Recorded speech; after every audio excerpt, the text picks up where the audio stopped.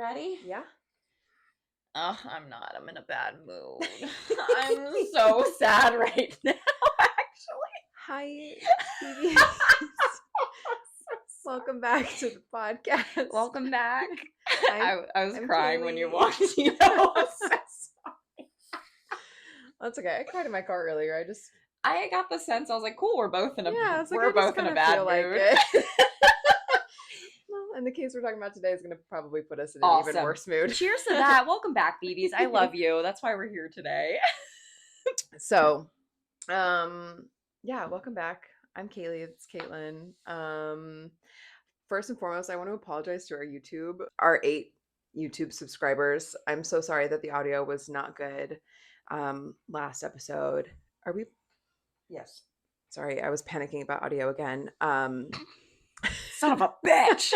Yeah, I was having some trouble with the mics that we use for filming, but it's all good. We've got it figured out. Yeah, no, I think this is working great. I think it's great. Yes. This is okay, guys. Learning. We're learning. We learn. We learn and we don't judge. Yes. Okay. But yeah, so it's been a week. We have also for the girls, Saturday. Girls only. And the gays. And the theys. And the thems. But no hims. No. Just kidding. National Espresso Martini Day. So, BBs, we're going to be doing a meetup. Yep. We're going to post a poster. It's going to be on March 15th, yes. Saturday at 7 p.m. at Locals Only. Yes. Yes. I think that's perfect. I think it's great. Honestly. You know, it's a big space. Like, it's good. They have... I think 8 people will come, but still... Okay, and it'll fit all 8 of us. Exactly. That's what I'm saying. We can even get a table with I know. Numbers. So I'll already be out. So I'm actually doing the DC 5K that day. Oh, that's right. And then going to Delia Foley's. Oh. So I'll already be out. I'll be out and about. You'll be out and about. Can I tell you something? Okay. Delia Foley's is one of my favorite bars because they have Prosecco. Oh. And they have amazing wings. So during football season, instead of doing a bucket of beers, I did a bucket of because they have. I thought you were about to say a bucket of wings, and I was like, yeah, they do that too, don't they? They should. Oh. Get some wings. But they did like a bucket of those mini. I was like, can you just put the mini Prosecco bottles in there? And they're like, sure. I was like, fuck yeah. Damn. That's nice. Okay, shout out. Okay. I'm excited. I don't think I've been. It's good. So I'll be there earlier if you want to come there. Is that like a St. Patty's thing? Yeah. Oh, okay. I think that day it actually might be pretty busy. I think that Fed Hill's doing like a St. Patrick's Day bar crawl type situation. Oh, wow. I'm not sure about the details. We'll be out. Yeah. So we'll see you. We'll fucking see you there. We'll be around. I'm stoked. I'm fucking stoked. Yeah. I mean, I kind of want to go meet you at the bar. Come on. Okay. Ew. Come on. Get your horse. We're milking horses. Oh my God. Put on your boots. Oh my God, my Florida just jumped out. That was so bad. You're having an out-of-body experience. I'm crying, bro. Come on. Okay. Anywho. A fucking diamond. Wait, so why are you upset? Why are you crying? It just felt nice. Yeah, I just feel like I've just been really sad for like the last, like week and a half. It's cool. We're both in 2 weeks. And so I had to go to Whole Foods to return a bunch of shit from Amazon. Oh, I just cried on the way. I always and then cry I cried on the way back. Yeah. Fuck it. And then now I'm here, so I'm fine. And then I read a little bit. So that was nice. Make you feel better? It did. Well, I mean, also this week, your car was on like an EMS stretcher equivalent, so like it was being towed away. So oh my God, that was such a shit show. Wednesday was horrific. It really was. I was like, are we still crying about Wednesday? Which would be valid? Yes, I'm just letting you know that would be valid. I did want to cry on the way home too. I called Charles. I was very overwhelmed. So we went to I'll just tell you. So we went to the gym. You already know, but we went to the gym. We drove separate because I was gonna go. Me and Charles. And I was going to go to the grocery store after, like, to get groceries, whatever. So I finished up my workout. I go out to my car. Luke is the name of my car, and he's just kind of leaning. He's Baltimore leaning. And I look, and I was like, fuck. And I was like, my tire was so flat. And I'm not going to lie, I did debate for a second. I was like, should I just drive it to the gas station? Honestly. Right there. I was like, it's 0.1. I was like, should I just do it and put air in it? One time I had a flat like next to Johns Hopkins, like kind of like the sketchy part. I was on my way to work, like more downtown. I drove right on the rim all the way. Yeah, I was like, I'm not stopping. I Googled it and they were like, don't. And I was like, like I was like, why did I have to Google it? Oh my God. I just went with my intuition. So I like go back into Planet Fitness and I'm like, babe. And he's like, what's wrong? And I was like, my car has a flat tire. And he was like, oh, okay. I was like, so I need you to take me home when you're done. So I waited for him to finish and then we went home. And then I took his car to go get groceries because we still did need them. And then I was like, let me just go get a tire. I was like, can you just replace my tire? And he was like, yeah. And I said, perfect. I'll just go get a tire. I thought you were getting like a donut.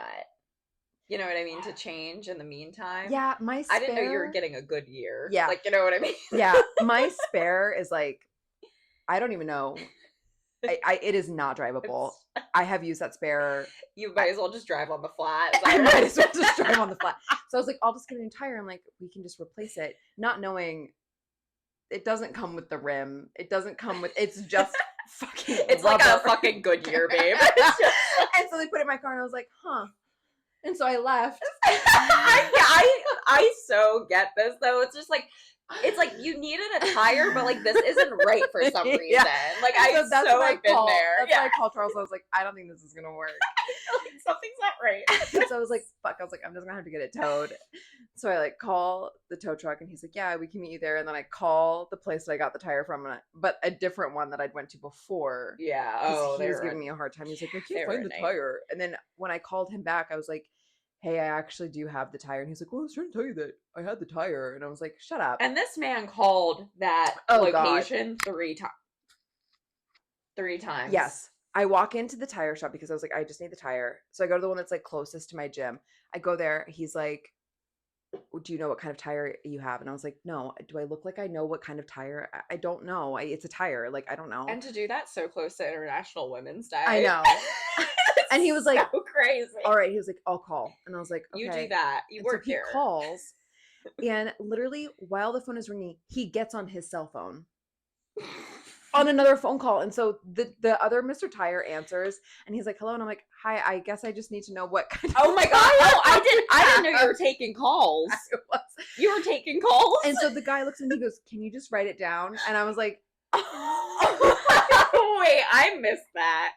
So I write down like my tire specs verbatim what the man told me on the phone. And I was like, we're working off the clock at this tire store. And so I was like, okay, thanks. And so we hang up and then he gets off his phone call and he's like, he looks at it and he goes, okay, cool. And he like starts to look for it and he goes, oh, did they say, I don't know, not all season, but I'm going to use that as an example. And he's like, did he say all season or purpose or whatever? And I was like, this is just what he said. Like I wrote down. Oh my God, sir, I don't even work in this industry. And he goes, I wouldn't even work here. I know. And he goes, He goes, I'm gonna call him back. And I was like, oh my God.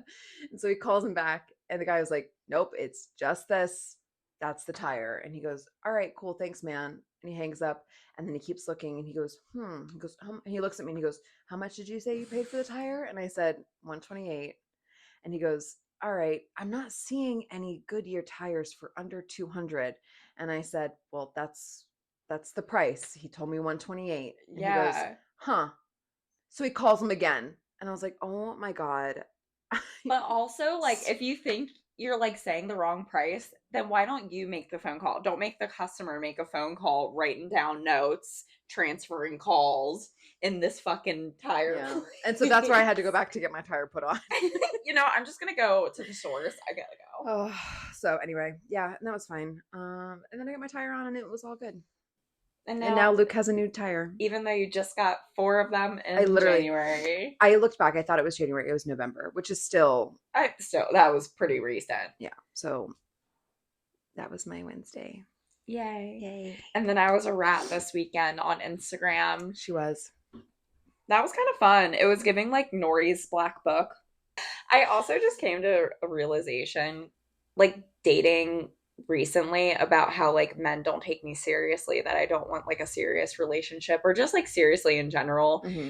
Like I think to remedy that, I have to stop dressing up like a rat and like in public and being stupid. Maybe and then to go back No, maybe they will like that because they'll be like, damn, you know what? She's not like these Because other you know girls. what? I can't just sit there in my rat costume and be like, I can't believe they're not taking me seriously. Like, that's crazy. That is so stupid. And I get so upset.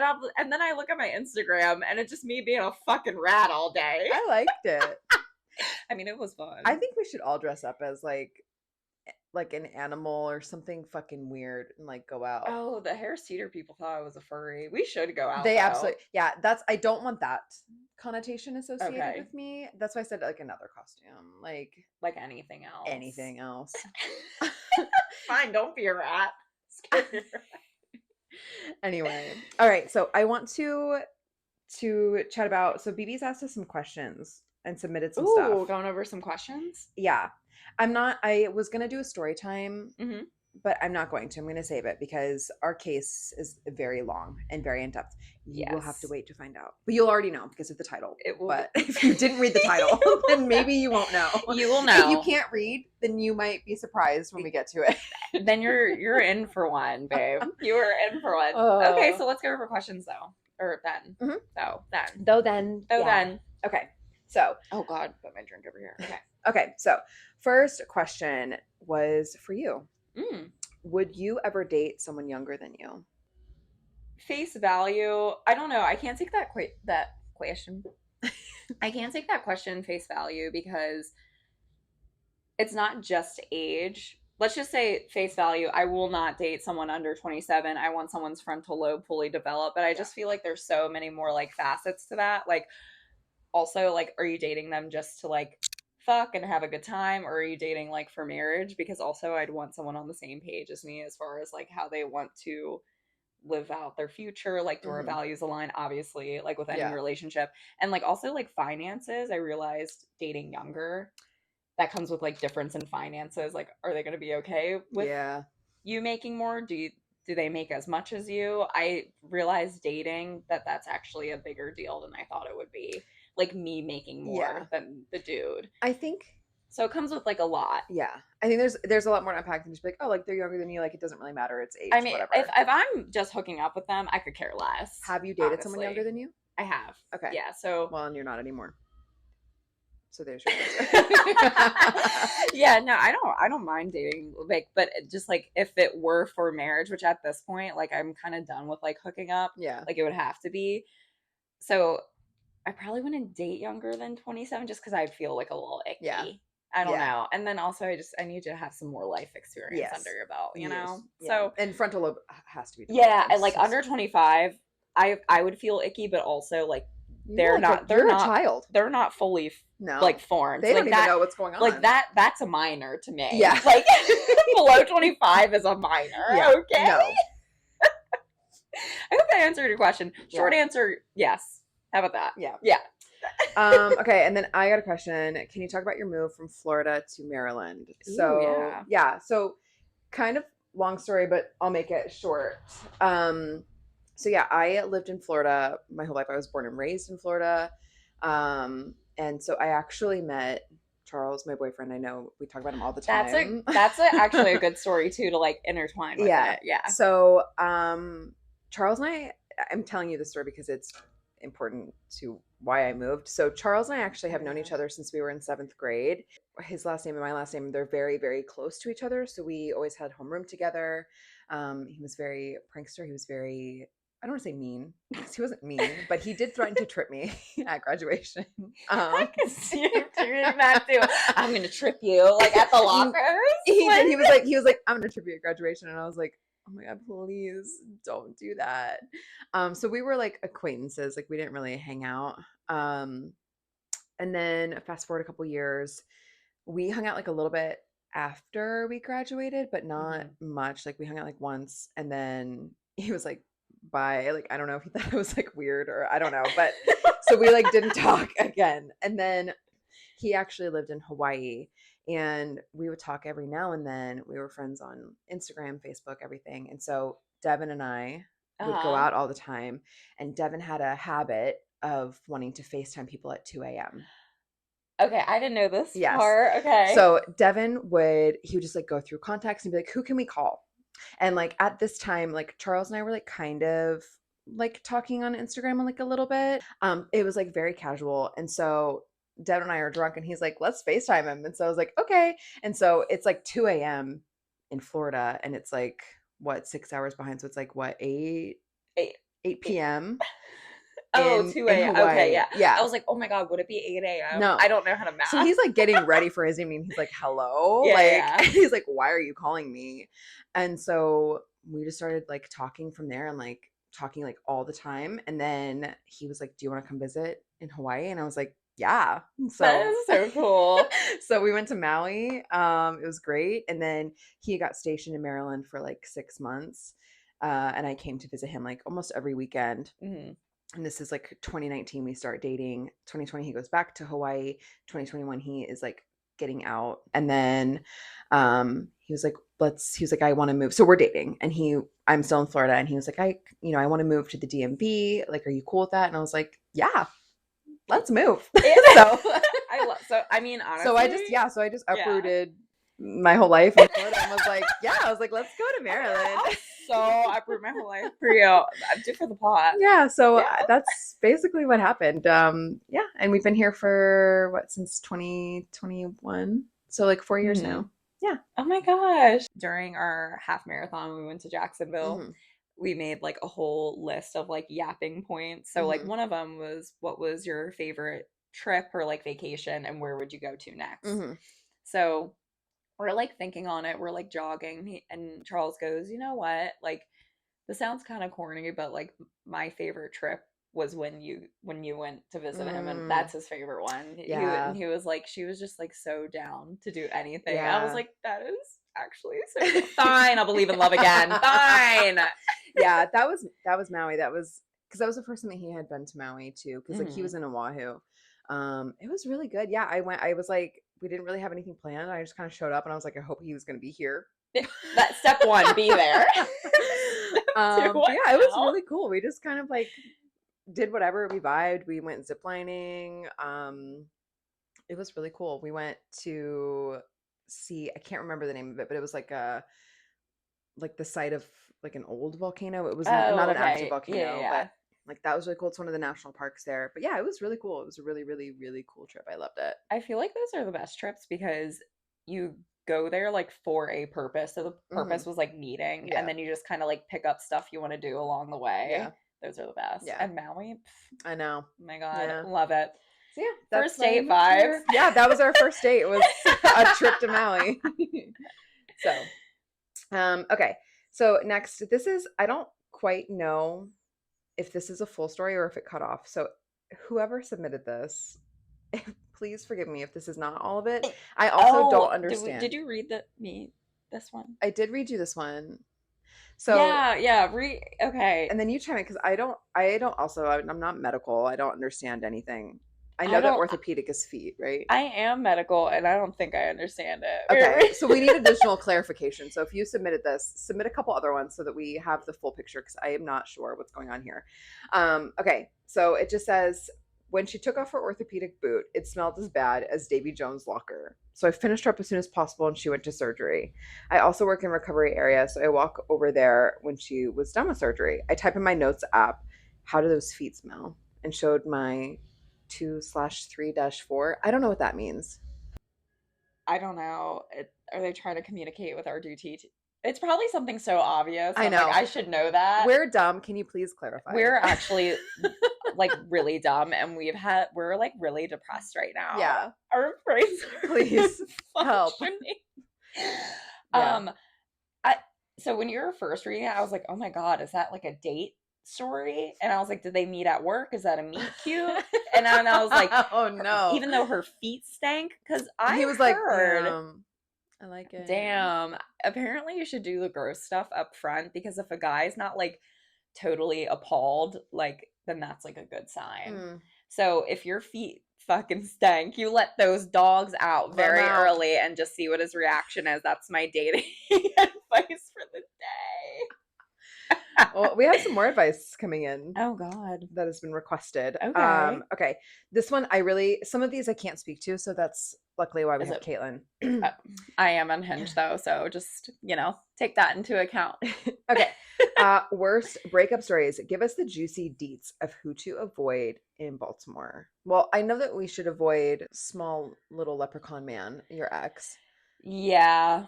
And not even from like an unhinged side. I think he's very avoidant. I know he doesn't listen to this, so I can kind of like go in a little bit.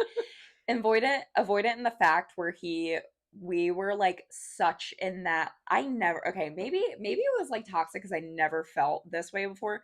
We're so like probably for 2 months in like our little sphere to the You point were. where you were like I was like, can you leave his apartment? I literally have her location. I'm like, yes. can you fucking leave? Can you You go guys, she was like anywhere? it was so much yes, that's what it was. It was so much nicer than I know what you wanted to say because what she said was, there are other addresses. There are, Yeah. which I was like, that was such a nice way to put it.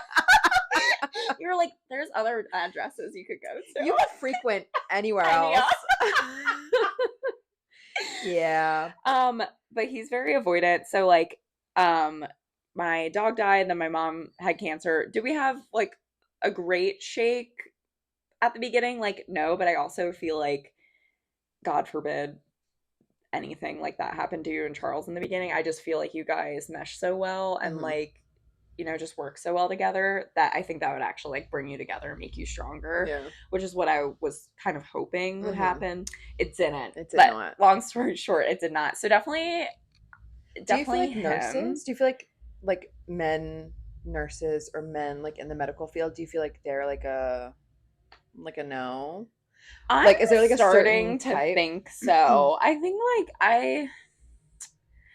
I'm starting to think so. And I think in the industry, not all the time, but sometimes, and even now with my mom being in the hospital, of it's a pissing contest all the Yeah. time of like how people want care to be. So that up front, and I think like during that time he was in medical school almost, it was like a pissing contest. And it's so weird. It's just like ego driven. It's Yeah. not. I don't know. I can't really explain it. If you know what I'm talking about, chime in. But like, it just seems like it's very ego driven. But also, like, is that just men? I don't know. Because lawyers, like, Yeah. definitely doctors can be that Yeah. way. So yeah, So don't date lawyers, don't date doctors. I think the better question is what profession is the Is safe best? to date. Yeah, what profession is the best? I don't know. Yeah, I don't know. If anybody has the answer to that, Cybersecurity. Cybersecurity. You heard it. Actually, no, I was thinking coder, but that didn't go that well. I.e., my situation. Okay. Moving on. Also, there's another guy that I want to say, Oh, but yes. he's actually kind of popular, and I can't say it. Don't so. date influencers. How about that? Actually, yeah, don't date influencers. I'll say that. They're actually not nice. They are not nice. They're not nice. If you have over 5,000 followers, you're probably not nice. Yeah, no. Oh my God. Boom. Next question. Raw. Next question. Okay.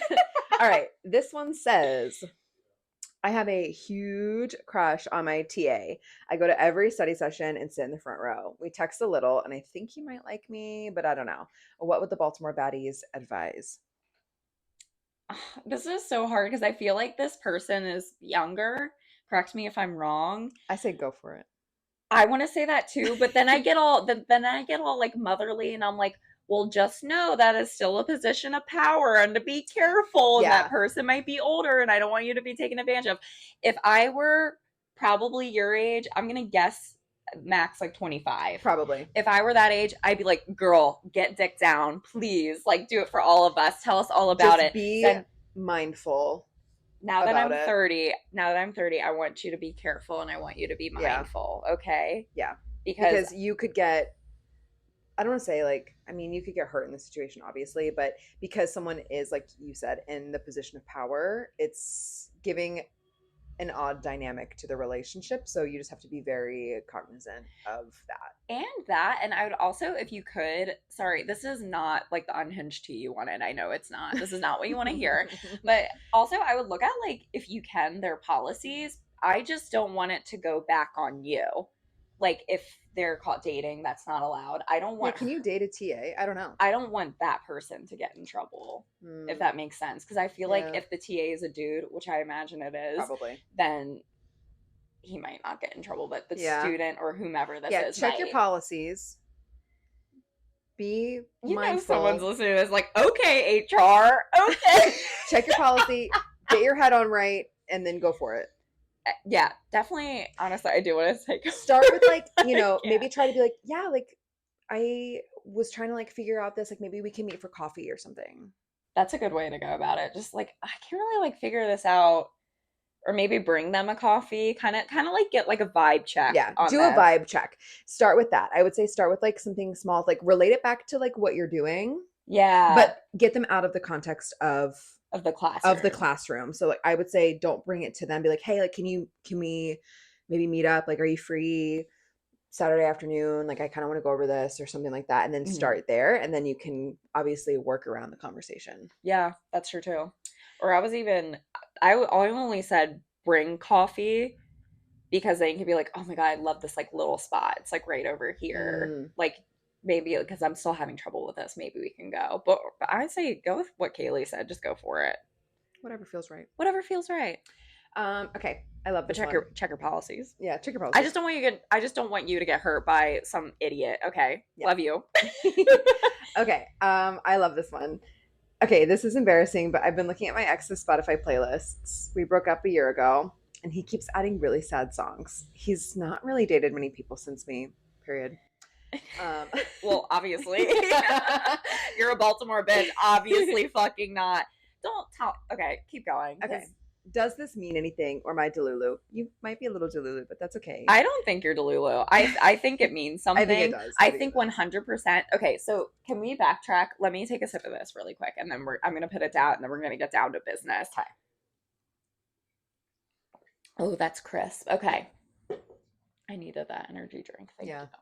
I'm readjusting for this. I'm gonna readjust. So sorry, my knee has been like digging into you this whole time. That's okay. So with this, you guys still share a playlist. He is obviously. I don't think they share it. Yeah, I think she's just looking at his playlists that he's making. They're not shared. Oh, I thought it was a shared. No, she's stalking his Spotify. Oh, babe, are you over it? Wait, can you bring it back? Yeah. Okay. I've been looking at my ex's Spotify playlists, and he keeps adding really sad songs. Not to a shared playlist. Oh, I thought it was a shared playlist. No. That'd be like me going to your Spotify account and just like looking at your playlists. And and me being unhinged, it's just 20 remixes of WTF. Right. Yeah. Well, A and Desperado. Right. Rihanna. And then Bitch Better Have My Money. Yes. And I'd be crying and throwing up the whole time, but I would be like, bad bitch playlist. I'd be devastated. So, okay, go. That's why I said, so I do think you're a little Delulu, but because I feel like guys don't really, I mean, I don't know how he was, but I feel like guys are not that deep about it. Yeah, I could agree with that. He might not even know what these songs mean, unless he does. Like, so I don't know. So I'm going to say you could be a little Delulu, but that's okay. Go ahead. Sorry. And then they said, do the Baltimore baddies stalk their exes? I'm gonna answer the first part. Okay. So I wouldn't say Delulu. I don't want to say that. I am concerned that you're still looking at this person's like playlist, because like I feel like sharing music, like that's why like me and that one influencer, I was obsessed with him for a little bit because we would share music all the time. I just feel like that's so special and like kind of deep. It's not like you're going on their Instagram page and like just seeing what they're up to because you're curious. That's what I'll do like sometimes, like seldom, I guess.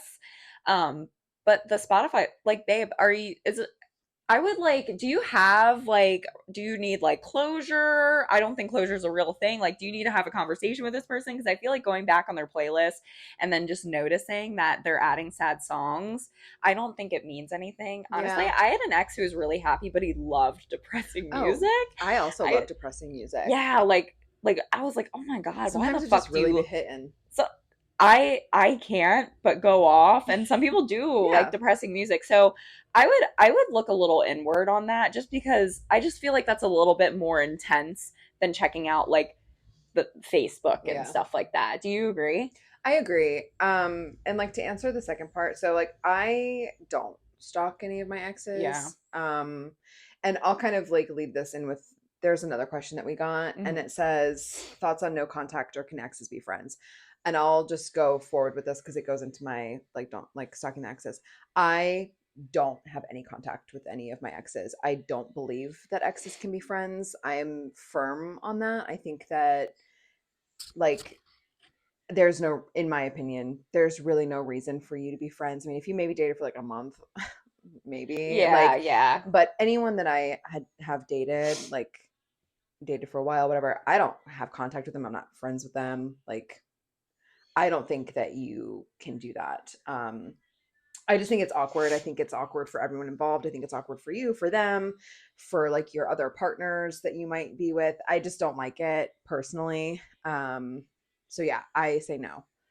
I I kind of agree with that because it depends on like the length of time too. Like I went on like a Tinder date.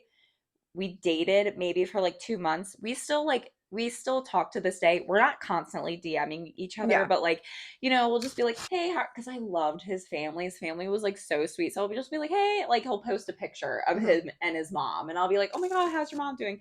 Stuff like that. So I wouldn't even count that as like friends, not like, because I know if I have like a flat tire, I can call you. Like that's like Yeah. a friend. Um, Like they can be acquaintances, but yeah. like there's no need for you to be like, hi, like do you want to get coffee? Like do you want to hang And I out? agree Like with you. I no. feel like it kind of hinders you from really moving on because I Yeah. was trying to like build a friendship with my ex who I was with for like 3 years. I moved in with him and everything. And I feel like that did kind of hinder me from moving on. I mean, Yeah. we did like I like fell in love with his dogs. We would like do stuff. Like we would just simply like meet up and like play with the dogs and stuff, but I was like making the dates and making the times. First Hmm. of all, it's exhausting. Yeah. And he just like wasn't even meeting halfway and it just didn't serve me. So Yeah. I just don't know how a relationship, a friendship with an ex would serve you, Yeah. honestly, I don't think it in a brings, positive way. yeah, I don't think it brings any purpose. I really don't. And like my thing too is like I think about it from a point of my future relationships, so or like obviously like my current relationship, right? So like I feel like it would be disrespectful for me to maintain friendships with people that I've dated, And then and I would feel the same way. Like if Charles yeah, was like besties with one of his exes, I'd be like, can you maybe that's a not do little like that? uncomfortable. And let's just say like before you met Charles, like you and your ex became really good friends. So like how are you going to explain that? And I'm only saying that cuz that me personally, I would be uncomfortable with Yeah, that. So like so how do absolutely. you explain that to Charles? And so you just end it with your friend? Like you just end things with that friendship? You know what I mean? It's Yeah, just I like I mean, I just would feel like never put myself in that situation, so right, I right, can't right. answer that. But But that's a good, but what I'm saying is it just doesn't serve you yeah, all around. I That's my opinion. yeah. That's my opinion. That's my We opinion. do that every I know. We got episode. sacked. Okay, moving on. So this is going to be a question that you can take away. Okay. My boyfriend and I want to take shrooms together, and we've both done them before, but never with people we were dating. Should we do it? Have you ever done it with a guy? Hell yes. I did that with one of my situationships. Like it wasn't even that serious, but holy shit, we had a great time. We literally just sat, listened to music. We were listening to Slash's new album. That Demi Lovato track, I'm going to tell you right now. Listen to the Demi Lovato. I was Go do shrooms with your boyfriend and listen to Demi Lovato. literally we just laid on the couch and listened to music, and he had like some lights going on. It was fucking awesome. No, I'm not even kidding. That track, I had like tears welling in my I eyes. love It that. hit me in such a way, and I was still high. And I was trying to DM her on Instagram. Demi Lovato? Yeah, and I'm just like, Demi, you have no idea how talented you are. Oh my god. Demi, I love this song so much. Oh my god, Thank Demi, you are so underrated. You get so much hate for literally no reason. Demi. Oh my god. That is so funny. Oh my god, do it. Demi Lovato Oh was my like, god. who is Yeah. this girl? And honestly, I'm not really a drug person. But I do the gummies so you can titrate it. That way you don't get too much of an intense like hi, because I understand how that can be like intimidating with another person. So you can always just, titrate it, get a right amount going. Wow, that went really flat. Is she okay? Whoa! Is that even supposed to do that? Yeah, she can do that. I don't, but she can. Damn. Yeah. She snapped back too. She sure did. I wish I had Sorry. those knees still. Yeah. Anyway, fucking do it. Yeah. Fucking do it. Okay, last question. Why are you guys no longer at Tribe? So I'm just going to answer this very PC. That is a conversation for another time in another place. I think there's a lot to be said about it. I think that the community is so great. When the time is right, I will tell you guys why I'm not there. Yeah. I won't speak to it. Yeah. Just because it's not my story. I Yeah. don't want to like, And that's all. you know what I mean? So we're going to move on. Move on. All right, so now that we're depressed by that, we can get more depressed with this story. Okay. Yeah. Okay. So Start us off. So I'm gonna start us off. Okay. Okay. So, let me just start with I have been on Twitter, X, whatever. I call it Twitter. I know it's X. You're I a don't Twitter care. queen, which I love because I don't have Twitter. I need to get. Love Twitter. I need to get Twitter. Hate Elon Musk, but I do love Twitter. Yeah. And you know what? I wish that he never bought Twitter. I think a lot of people wish that. Unfortunately. That's all I'm going to say about that. So anyway, basically, there is a video that came up recently, and it's this woman named Casey Anthony. So who is Casey Anthony, and like why is she coming up? Why are we talking about her? Why is this important? Actually, what? Yeah, please go into that because that was just going around. I don't know what triggered it. Yeah. So she recently resurfaced. She's on TikTok and other forms of social media, and she's basically reintroducing herself as a legal advocate. I'm gonna add the clip. So if you're watching on YouTube, I'll put it here. This is my first of probably many recordings on a series that I'm starting. I am a legal advocate. I am a researcher. I've been in the legal field since 2011. And in this capacity, I feel that it's necessary, if I'm going to continue to operate appropriately as a legal advocate, that I start to advocate for myself and also advocate for my daughter. For those of you who don't know, my name is Casey Anthony. My daughter is Kaylee Anthony. My parents are George and Cindy Anthony.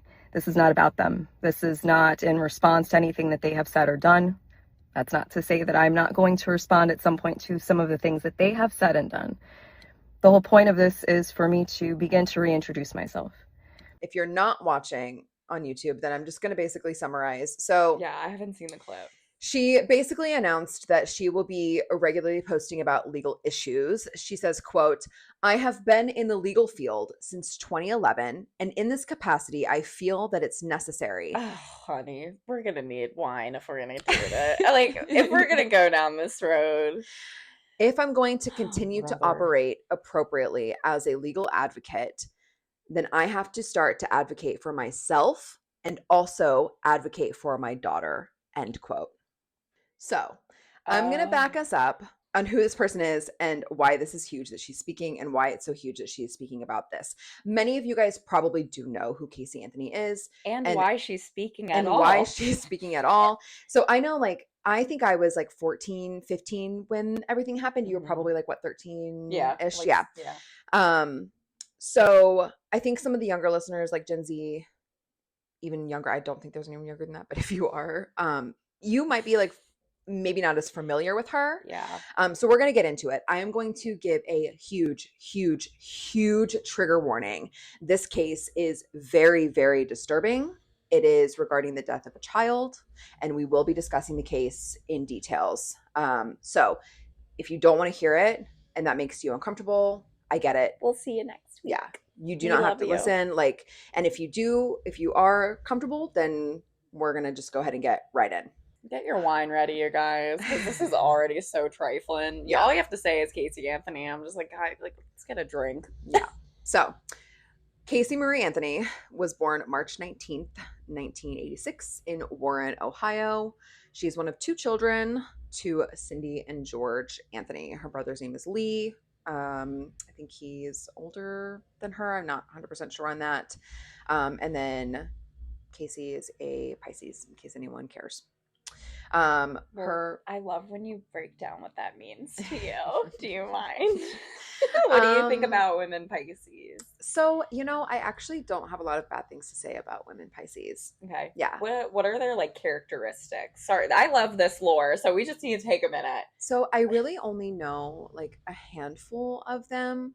I think that similar to Pisces men, I think that they're very emotional. I think they're very emotionally charged, and I think that for the most part, I mean, I don't know how well they carry like that if they're good at communicating. The ones that I know, like they are, but not always. But I mean, like I really don't have anything bad to say about Pisces women. Like my grandmama is a Pisces. Oh, I love her. And so when I think of Pisces women, I'm like, they're so sweet. Like, but maybe, well, we'll get into it because that kind of makes sense.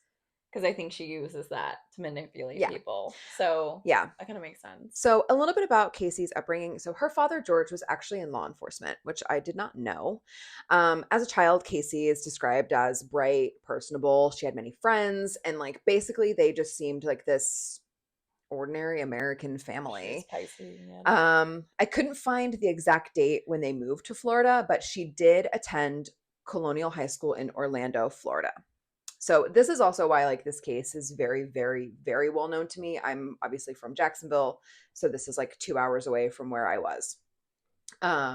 When Casey was in school, many of her friends said that they saw a pattern of her lying. And then one of the biggest examples of this was actually from her graduation. So her mother, her father, her grandparents, they go to her graduation thinking that she's obviously going to be graduating, as one would do at a graduation. Come to find out that she actually was several credits short of graduating. So she just was she just hoping for the best? Sorry, I'm pausing here. I need this. Sorry. You're like, I need my lip gloss right now. That is so unhinged, but like my lips are really dry. So she like stopped attending classes towards the end of the year and led her family to believe that she would still be walking. Like went to graduation and everything. Yes. They had a seat. Also, how? Because you need tickets usually. I don't know. That's what she probably like fucking stole them. Yeah. Sorry. Okay. So, but as far as I could find, she never returned to school and never ended up like completing those missing credits. Okay. Fun fact. She's an idiot. Yeah. Sorry. No, actually, no, I'm not because fuck. Okay. Yeah. So I'm guessing this is probably like a year or two later. She's 19 at the time and she's gaining some weight.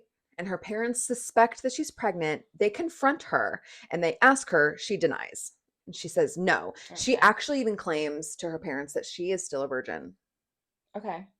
And then finally, like months later, she tells them the truth that she is in fact pregnant.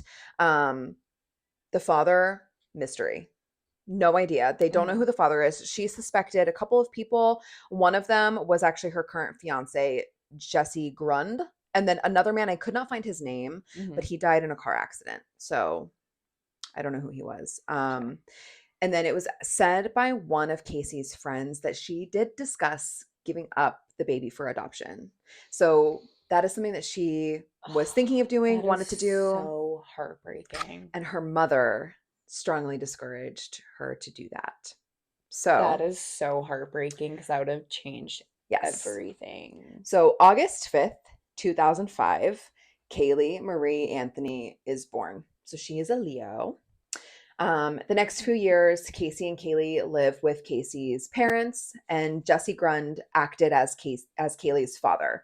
And he even believed that he was Kaylee's father, even though the timing of conception was very improbable that he was, but he was still under the assumption that he was her father. A DNA test was completed later, and it did confirm that he was not Kaylee's father, and the identity of her father remained unknown. So fast forwarding a few years, it is June 16th, 2008. Kaylee is 2. She's almost 3 years old, and Casey is 22 for reference. And this is where Casey's suitability, where her suitability as a mother like is really called into question by Cindy. There is a huge argument at their household, and Casey leaves. Okay. And Casey takes Kaylee with her. Her father says he did see Kaylee leave with Casey, and her her mother, Cindy, said Casey told her that she was taking Kaylee to her nanny. The nanny's name is Zenaida Fernandez Gonzalez, but they call her Zanny. So Zanny the nanny. Okay. Yeah, I remember that. The next day, Casey goes to tell her mom that the three of them, Kaylee, Casey, and Zanny, are going to Tampa for a work trip. Over the next few weeks, Cindy continues to call Casey to check on Kaylee, and each time Casey says that she's out with Zanny. Mm-hmm. So roughly a month later, I think it's like July 13th, 14th, George and Cindy receive a letter saying that Casey's car was found abandoned in Orlando and is in a tow yard after being impounded. Oh, Jesus George Christ. goes to pick up the car, and in the car he finds Casey's purse. He finds Kaylee's car seat and toys. George also noticed a strong smell coming from the trunk. The tow yard manager also noted this smell. So both of them later said that they did believe that the smell was of like human decomposition. So just a note, also, Casey's mom is a nurse. Oh, is she? Yes. And the father is in law enforcement. You know what a dead body smells like. Oh, absolutely. And even if you don't, it's just like, and all these other true crime stories. Law enforcement, absolutely. You know what human decomp smells like. And it's the summer in Florida. And just, I feel like, because also in like other true crime stories, like, they're like, once you smell that smell, you just know. You absolutely know. And I didn't even think. July in Florida. Yeah. In fucking Orlando, the center of hell. Yes. Because there's no ocean breeze. There's it's so hot. God. Oh my God. I'm laughing because I'm uncomfortable. This case makes me really uncomfortable, it really honestly. Does. Yeah. So if you hear inappropriate giggling, I'm very not okay. Okay. I hate it. Anyway. So they did investigate the trunk. They open it. All they find in there is like a bag of trash. It's really nothing of importance that they find. Okay. So later, it said that Cindy found Casey at the home of her current boyfriend. His name is Tony Lazaro, and she brings her home. Casey breaks down. She tells her mom and her brother Lee that she left Kaylee with Zanny in Orlando on June 16th and that Zanny kidnapped Kaylee. So roughly 30 days after Kaylee's disappearance, Cindy calls to report her missing to the Orange County Sheriff's Office. And this is a quote directly from the 911 call. She says, "I found out that my granddaughter has been taken. She's been missing for a month. Her mother finally admitted that she's been missing. There is something wrong. I found my daughter's car today and it smells like there's been a dead body in the damn car." Oh my God. End quote. Literally that call, and she's just like frantic and in disbelief. Yes. There's a dead body in the damn car. Yeah. Like, I still remember it. Like, I don't remember hearing the audio. If I can find it, I'll insert it. But if I can't, then it's so like, oh my God. So police come. They obviously question Casey. They find several discrepancies in a signed statement that she made about Kaylee's disappearance. Casey doubled down, saying that she left Kaylee with Zanny. Police investigated. The apartment had been abandoned for more than 140 days. So Zanny has not been at her apartment. Zanny's like not even there. And I think some reports even say that like Cindy and George, like they don't even know who Zanny is. Mm-hmm. I could, I could imagine that. Casey also told investigators that she was working at Universal Studios. So they take her there on July 16th. Mind you, this is like the next day, like after Kaylee has been reported missing. So it's literally been like a day after. They're like, we want to see your office. Like, let's go. Casey leads them into the building. I'm shocked that she got that far. Yep. And then finally, like they're at Universal, and then she finally admits that she actually doesn't work there anymore. Because she was like, from what I remember, she was like going down these corridors, and they noted that it didn't seem like she knew where the fuck she was going. Yeah. Well, because she hadn't worked there for the last 3 years since she took maternity. Yeah. So that makes sense. And then also like the work trip threw me. I'm like, Because knowing what I know, Why would Universal send you for a freaking work trip? Knowing what I know, I'm like, what the fuck you mean work trip? Yeah. You work at Universal Studios. That is the work trip. Yeah, you go to the Universal Studios. Yeah. So yeah, she's just stupid. You're doing research in the Scientology building? Like, what the fuck? Yeah. Dumb bitch. So they arrest her. She is charged with giving false statements to law enforcement, child neglect, and obstruction of criminal justice. Yes. Okay. The next few days, the search for Kaylee increases. Casey comes under even more fire and increasing scrutiny for her action before Kaylee was reported missing. She was partying. And then earlier in July, she got a tattoo that read Bella Vita, which means beautiful life in Italian. Remember that, okay? Oh my God. July 29th, Casey is offered a limited immunity deal in exchange to help find Kaylee. Right. Prosecutors say that they would not use Casey's earlier statement to police against her, but that this offer would expire September 2nd, 2008. What do you think about that? I think at this point, like, so Kaylee's been missing for a month, and I'm wondering if they're just like, we want to find Kaylee. Like, I don't know if they're assuming that Kaylee is dead or that she truly is missing, or I mean, I know that they probably are assuming that there's some foul play there. Yeah. A lot of times, like, they just want to be able to find the person and get things answered. Do I think that she should have got an immunity deal? No. I was wondering, like, what your thoughts on that were, because I feel like, because with the Scott Peterson case, it's like they couldn't charge him for a while because there wasn't a body. So I wonder, even though those statements wouldn't be used against her, if they were to find, I think they are suspecting foul play, like, unfortunately. So if they were to find the body, like, would they be able to then still implicate her? You know? Right? And you can still, yes, and you can still charge for homicide without a body. It's just some states it's harder. I don't think it's that difficult in Florida. And it's definitely been done. That's why in that case I was kind of curious. I might have to go over that again, but like, I would love to talk about Scott Peterson. Oh, we can definitely, because we have thoughts. Yeah. Anyway, okay, that was a sidebar. Sorry. Yes. Okay. So August 11th through August 13th, a meter reader calls police about a suspicious object that he found in a forested area near the Anthony residence. He was directed to call a tip line. He called. He didn't receive a response back, so he called the sheriff's office again and then was met by 2 police officers. They come to the forest. They check out the area. He reported what he saw. He said it looked like there was a skull near a gray bag. Oh. Police did like a really short search and didn't see anything. Put that on ice. Okay? Okay. So, Casey... Sorry, just like... Okay.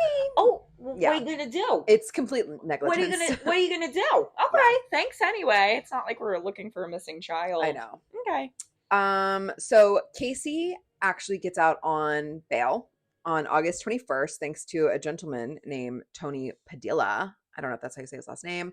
Some reports say that he was a bounty hunter / reality TV figure, but he posted her bail. It was like $500,000. And he really hoped that by doing this, that Casey would lead detectives to find Kaylee. That is so dumb. Yeah. But of course she didn't. Like, that is literally so dumb. Yeah. So he goes on to like call her a narcissist, and he's like, yes.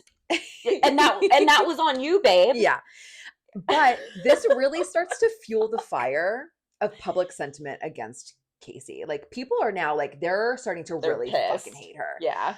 So it becomes a national sensation. People are outraged. And then after she was released, she's back in jail 8 days later. I found 2 reports. One say that she was charged with forging checks and identity theft, but another one says that Tony revoked her bond. This fucking bitch. Yeah. Also, that guy, like, you know like, what? What did you think was going to happen?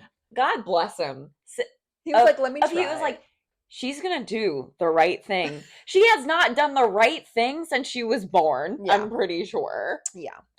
Like, oh my God. Yeah. So fast forward to August 14th, 2008. A Florida grand jury indicts Casey on first-degree murder charges in connection with Kaylee's death. 2 things. 1, Kaylee's body has still not been found. And 2, This is the state of Florida. First-degree murder does carry a potential death sentence. Right. December 11th, that same meter reader calls police again. Oh my God. And he's like, I found a plastic bag like with human remains. It's in this wooded area near the Anthony home. It's like less than a mile away from their home. That like irritates me that that's the second call. Yes. That's the second call and it's the same story. Yes. Please come get this. So this is from another article. So he testified later that he was 99.9% sure that this was the skull that he saw back in August. Mhm. And when he called police, he said that the officer looked one way and then the other, and then berated him for half an hour for wasting his time. I believe that. So this meter reader, his last name's Kronk, he does take the stand against Casey, and he said, I didn't know what it was. I never lifted it off the ground. It was a very horrific thing for me to find, obviously.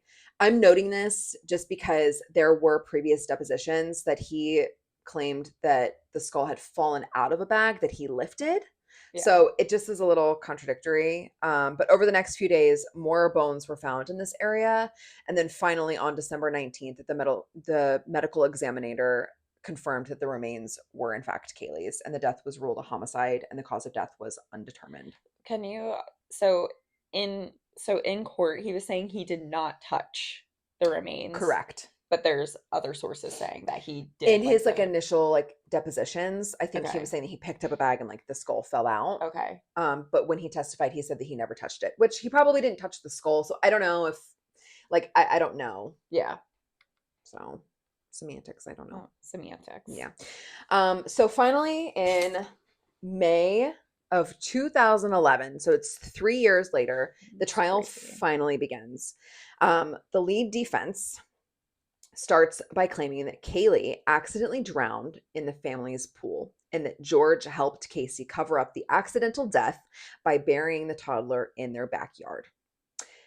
The defense also drops several other huge allegations saying that Casey was sexually abused and molested by her father since she was a child.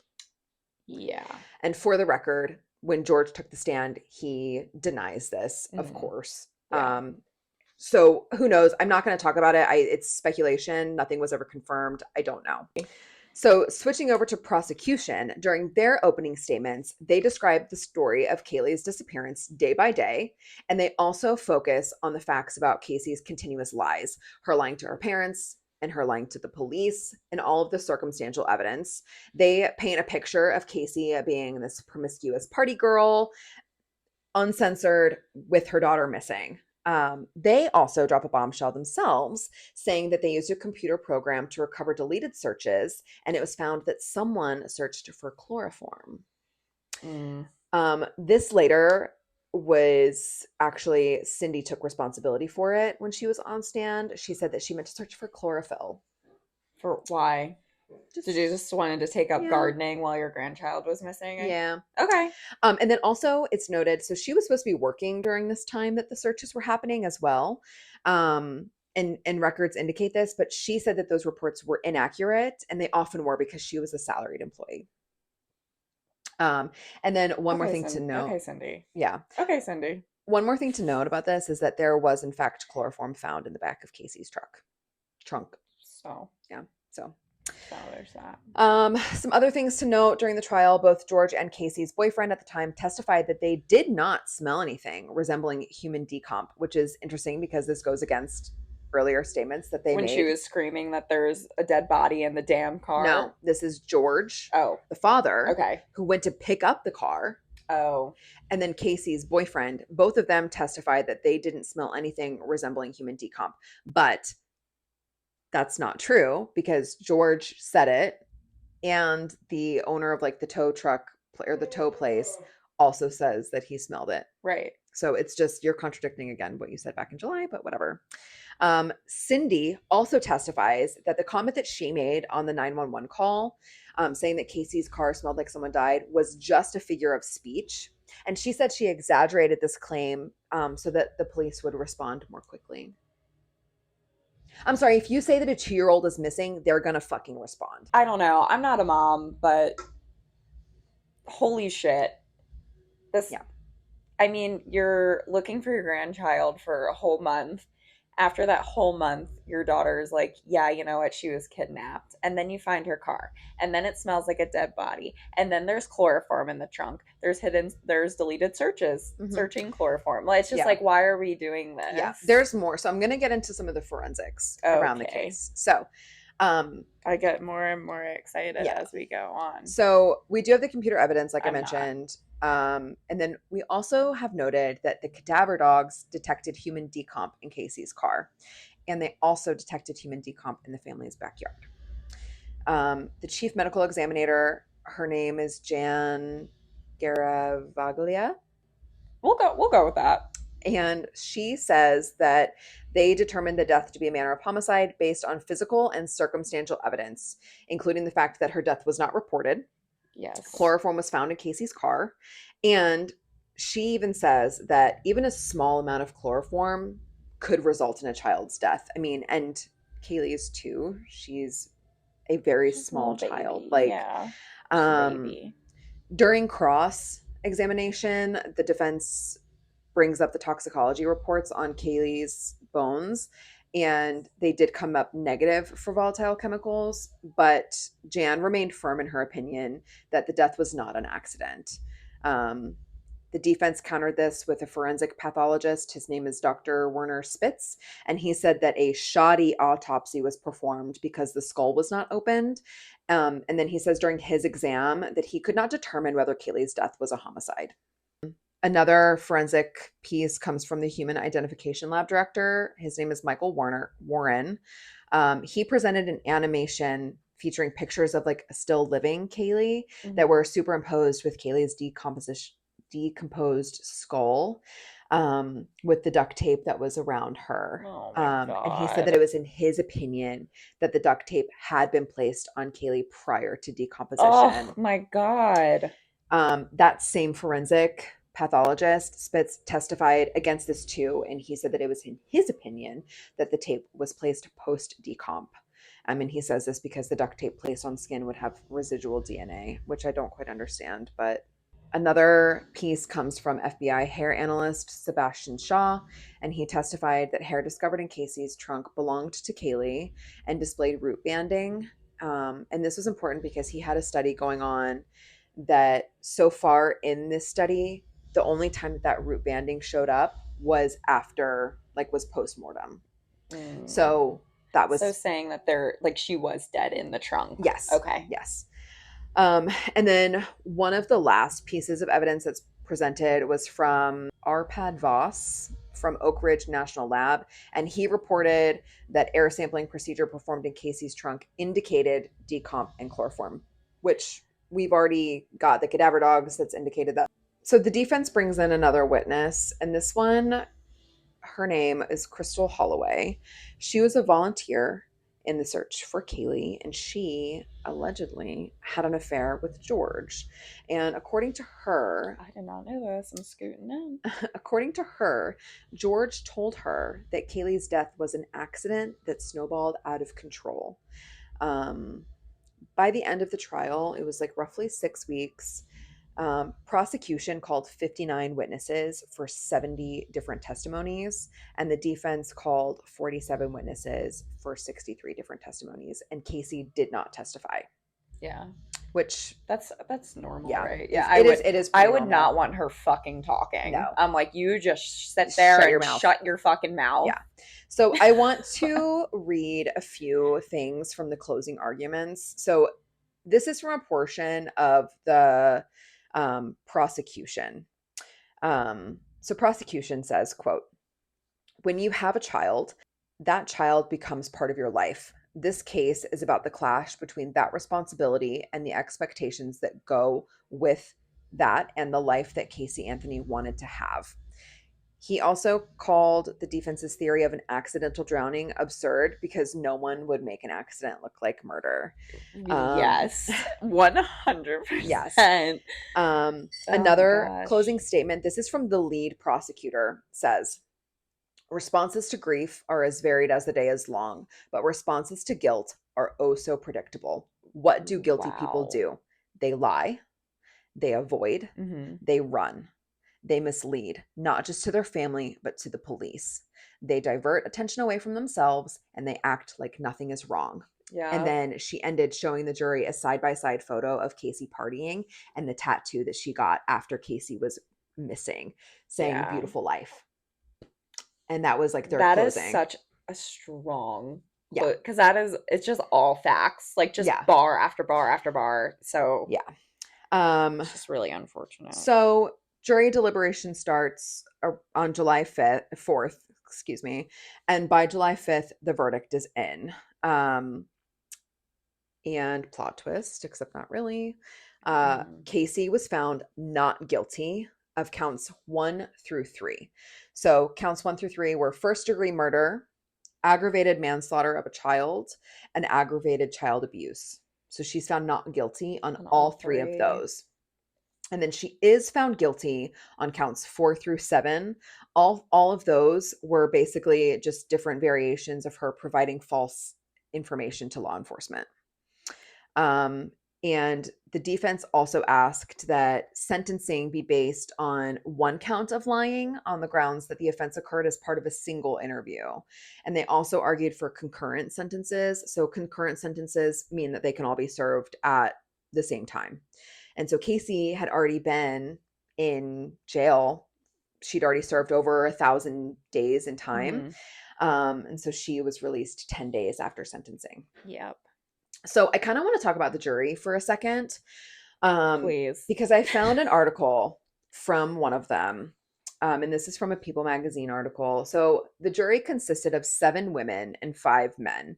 And after the verdict and after the case, they kept a really low profile because it was a very controversial verdict. Yes. I mean, people were outraged. I remember. I mean, to say the outrage. least. Like, if that's like an understatement. Yeah, I like, mean, people were going fucking insane. And I mean, rightfully so. I mean, to be fair, I don't know about first-degree murder because there's no malice of forethought. Like, I don't know about first degree. Child abuse, absolutely. 100%.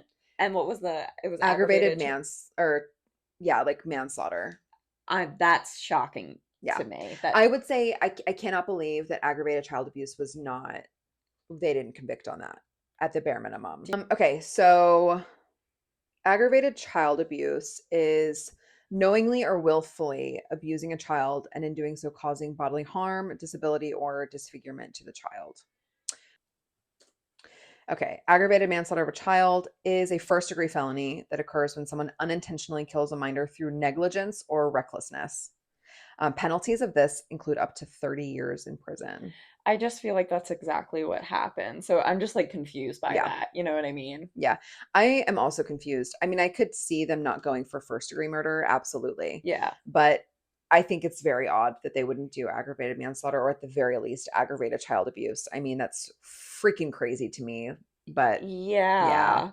So, and I'm going to get to this. So the jurors kept like a really low profile, like I said, and many of them even moved away after they were publicly named. I don't blame them. They refused to give interviews. Like, there was one juror, a male juror actually, that spoke with People about a month after explaining his take.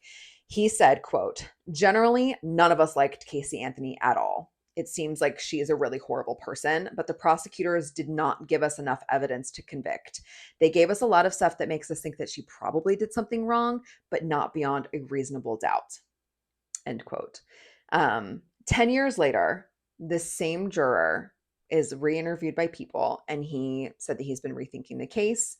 He tells People magazine, quote, "I think of this case at least once every single day.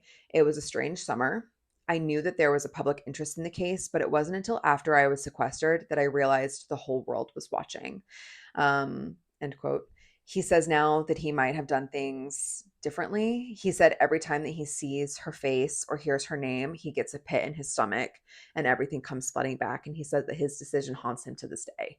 I think it should. To not have a beyond reasonable doubt that she had any involvement in that is just incomprehensible to me. And he said that in hindsight, he really wishes that he would have pushed harder to convict her for at least one of the other charges, like aggravated manslaughter or aggravated abuse. And he said, like, he didn't know like what he was doing, and he didn't stand up for what he believed in at the time. So he's the only one that's ever come to speak up about it. He also said that they like had like, I guess, a group chat, some of the jurors, and they were still trying to like stay in contact after the case. And he was like, I cannot speak to you guys. Like, it's I don't like a want anything trauma to do with thing, I you. Yeah. think. Yeah. Yeah. I mean, honestly though, Yeah. that's just a crazy take. So basically, I'll just end because we're getting into like the aftermath. My thoughts are, I 100% think that I think that Casey killed her daughter. Yes. I do. I fully believe that. As far as like her parents' involvement, I am not sure. I think that at the very least they were trying to protect Casey. Are you talking about like as far as like the sexual abuse allegations towards George, or no. I think just like no. at all? I think that Casey killed Kaylee. I don't know if they confronted her about this or what, but I think that George and Cindy were at the very least trying to protect Casey from getting charged or from getting convicted. I agree. In whatever manner that may be. Like I don't know logistically how or like what their involvement level was, like if she told them like when it happened, I don't know, but I do think that they assisted in like helping cover it up or helping trying to keep things wrapped up. I want to say like I think you're 100% right. I mean, even in trial they're like defending her. I'm like, why are we doing why are we this? backtracking on statements that we made previously? And that to me is what's kind of odd. So I don't know if they like had a change of I don't know. I think they were like, you know what? Kaylee is dead. I don't want to lose my daughter. Which is honestly, it's easy for me to say I'm not a mom, but like too fucking bad. Yeah. Like Kaylee was a 2-year-old. She couldn't fend for herself. She didn't have a voice. Like, yeah, fuck you. That's all I have to say. I'm like, yeah. So some of the aftermath, and I don't believe that this is in place, but in 2011, there was a creation of a new law or talks of a new law called Kaylee's Law, which would impose stricter requirements on parents to notify law enforcement of the death or disappearance of a child. Florida, Oklahoma, New York, and West Virginia all drafted different variations of Kaylee's Law. Specifically for Florida, they said that it would be a felony if a parent or legal guardian failed to report a child missing in a timely manner if they could have known that the child was in danger. So a lot of people criticized this because they were thinking that it could lead to false reports, waste police time, get innocent people like caught in the snare. Like if they were maybe searching for their child instead of immediately calling police. So I don't think that the law went anywhere. I'm not sure. I can also see like a little like distrust, you know, maybe just in the system in general. So I can get that side of it. 2016, Casey launches a photography business. Get fucked. Yeah. Get fucked. I hope it failed horribly. It did not do well. Awesome. I think it was called like Case Photography. 2017, Casey breaks her silence for the first time with a series of interviews that she gave to Associated Press. She says, quote, I don't give a shit what anyone thinks about me. I never will. You never did. Oh, sorry, I keep interrupting you. I get so aggravated about this bitch. She gets me in a tizzy. She says, I'm okay with myself. I sleep pretty good at night. She adds, I understand the reasons people feel about me. I understand why people have the opinions that they do. I'm still not even certain as I stand here today about what happened. Oh, so we're just sleeping with the fan on medium. Yep. Awesome. Great. Yep. Awesome. 2019, George says he's ready to forgive his daughter. I need to put vodka in this at this point. Okay. Yeah, George forgives her. He's ready to forgive in 2019. Okay. But in 2018, he had said that Casey was no longer speaking to either of them, either him or Cindy, and that they had she even had a limited contact with her brother. He says, we're not connected anymore, and that hurts. I wish I could be a part of her life, but I would never feel comfortable around her. I can't trust her. Well, 2020, Casey tries to start a private investigator business, which She does not have a Florida PI license, and as a convicted felon, she'll never be able to get one. So that business failed. Wait, is she a convicted felon? She is a convicted felon. Yes. Because of the other charges. Oh, okay. Sorry. Yeah. I was like, wait, I thought that's why we're doing this. No, she is No, still she is. she's still a convicted felon. Okay. She just is not convicted of murder. I'm like, oh my God, did I miss that whole point? Yeah. So 2022, Casey appears on the docuseries Casey Anthony, Where the Truth Lies. I believe this is on Hulu. Oh no, sorry, that's a lie. It's on Peacock. Yeah. So basically, this is a detailed account of what she alleges happened to Kaylee, and how Kaylee died.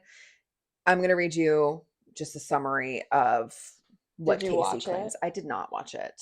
Did you? I tried to watch. I think I got through a half an episode, and I was like, this bitch I can't makes stand me her. sick. Yeah. She makes me sick. I'm like, I don't want to see her on my screen. I don't want to hear her it's speak. just Like, she's so full of shit. yeah. Just out of her mouth. So she claims that she was not feeling well on June 16th. This again is the last day that Kaylee was seen alive. She says she went to go lie down with Kaylee, and the next thing that she remembered was that she was being woken up by her father, who was asking where Kaylee was. They went looking for her, and she says it was George that found Kaylee. She says that George did not rush to call 911. George did not rush to resuscitate her.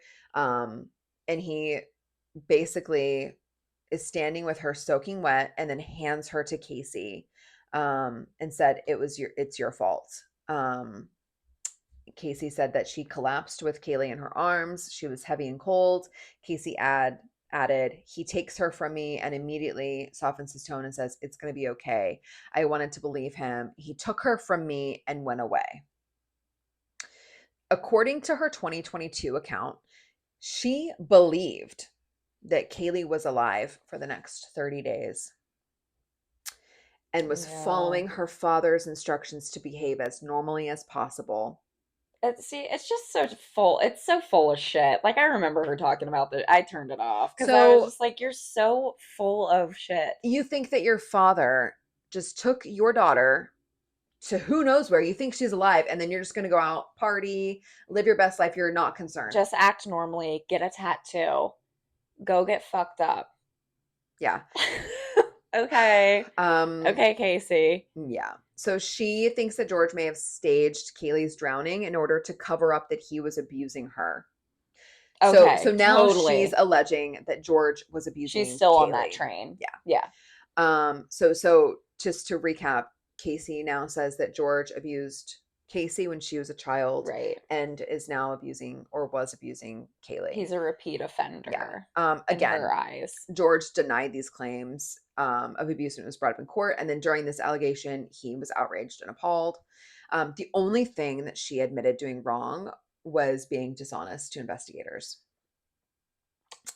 So okay, that's a choice. Yep, that's a choice. 2024, Cindy and George take a lie detector about Kaylee's disappearance. They do this on camera. Yeah, this is another thing with these fucking two idiots. They can't get off camera. Yeah. Knock it off.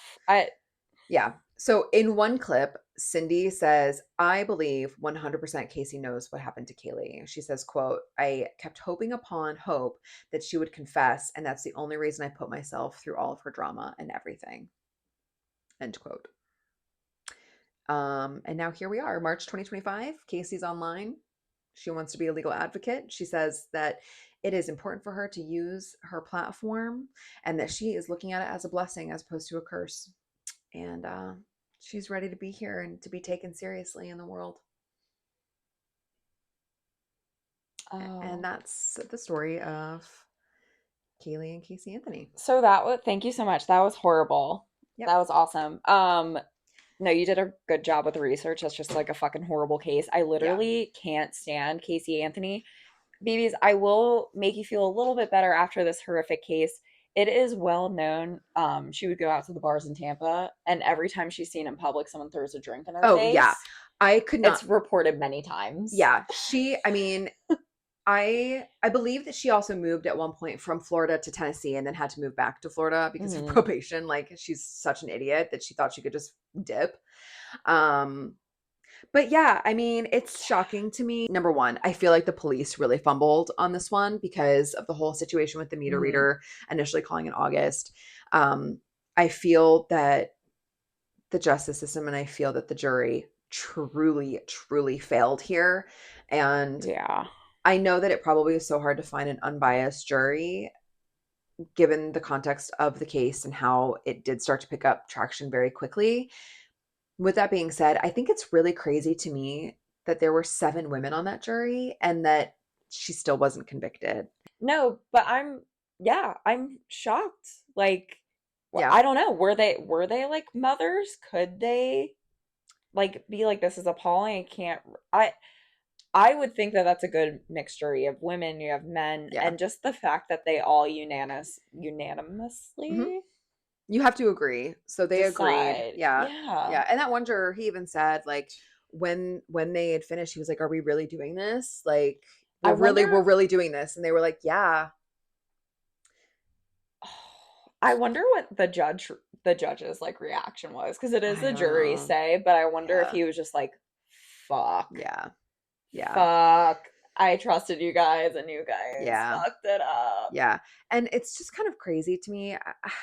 I don't know. I feel like I don't have words to even express how shocking it is that Casey is able to just be out in the world right now when I feel like there are so many other people that have been sentenced for something significantly less severe. And yet Yes. Casey is out there walking free and now she's trying to be a legal advocate, which is mind blowing to me, how the legal system works. So that part, and people who are innocent, who are convicted for murder absolutely. for so much less evidence. Absolutely. Like DNA evidence, forensic evidence, and circumstantial evidence, Yeah. so much less. And Yep. they're just like, Yeah. I don't know, guys. I don't know. I don't I know, know that he has an guys. alibi and that he was out of the state, but I think he did it. Yeah, I don't know. Like 5 other people said and actually testified that they were with him, but I don't know. I don't believe it. That's so Yeah. it will just never not shock me. And yeah, like you're saying, how she can just be out in the world. She's reintroducing herself. Yeah. Fuck you, Yeah. Casey Anthony. I hope you see this. You're not, actually don't, because you're not a Baltimore bitch. And I fucking hate you. Yeah. Okay? I don't think that hate is a strong enough word to express Yeah. feelings towards Do her. not ever go on our page. You're not welcome. Yeah. I don't know. So let us know what you think. I mean, if you have any theories of what you think happened, or if you do think that's exactly what happened, I would love to know what other people think about it, because it is such a controversial outcome of the situation. So let us know what you think. I definitely don't think anyone would disagree. But if you have like a different take on the case, Yeah. or like a different angle, perspective, like Yeah. definitely let us know, because I like hearing all the angles. I Yeah. think we can all agree that she is like the armpit of America. Yeah. But yeah. Let us know what you think. Like if the parents were maybe more involved, or yeah. I would be curious. Yeah. But anyway, on that note, sweet dreams. No, I'm just kidding. Right. Yeah, that's what we've got. So next week, maybe we'll do some good stories. Maybe not such a heavy true crime one. We were really heavy on the true crime with this one, but I think it's just because Casey just came out of the woodwork again, and it's just like She did. No, because everyone was like talking about her again, and I never saw like her content. Yeah. But I just saw like on Instagram, people were talking about Casey Anthony again. I'm like, why are we talking about this bitch? So I'm glad you talked about it, because I was curious. But any final thoughts? The legal system needs to be a little bit better, and people need to not be such horrible human beings. I agree with that. I don't have any final thoughts. That was a good depressing episode to match our depression, so I appreciate you. Yeah. Thanks for the research. Let us know what you want to hear. If you have more questions, we do have a link on our highlights on our Instagram page. I left it in there. Yes. So if you guys have any questions, comments, concerns, stories, anything that you want, drop it in there. Oh, you guys, Tito is doing a big stretch right now. Come here. Come in. Oh my God, that was such a big stretch. Come here. Yes. Hi. If you're on YouTube, say hi to my little say hi. baby. Hi. Yes. Oh my God. Yeah. All right, so Tito has left us. Tito has left the building. He was like, Yes. wrap it up. We're going to sit on the couch. We're going to watch the reunion. Yep. So we will be talking about Love is Blind Fits, the last episode, and the reunion. We're going to do... It was too much to talk about on this one. We simply could not. I would have been even more depressed, I think. I can't switch from Casey Anthony to Love is Blind in one foul swoop. I'm going to cry a little bit. We'll decompress. Yeah. We've got Prosecco on the way. Yes, we do. Fucking on speed dial. I was like, Uber Eats, fucking get here. Well, follow us on Instagram at @_BB podcast and 5 stars on Spotify, Apple. Like and subscribe on YouTube, right? Yes. Why am I doing this? I don't know. Like and subscribe on YouTube. Like and subscribe on YouTube. And hopefully we'll see you on Saturday. Yes. If you're in Maryland. If you're not in Maryland, maybe come visit. I don't know. You can definitely get a flight. Can we pay for it? No. We can't. The best accommodations I can do is probably at my mom's house. If you want to pull through. Don't. We're actually not gonna actually accommodate. She's kind of sick. Please don't. I'm sure there's a great accommodations you can get yourself. Okay, I love you so much. I love you. Bye.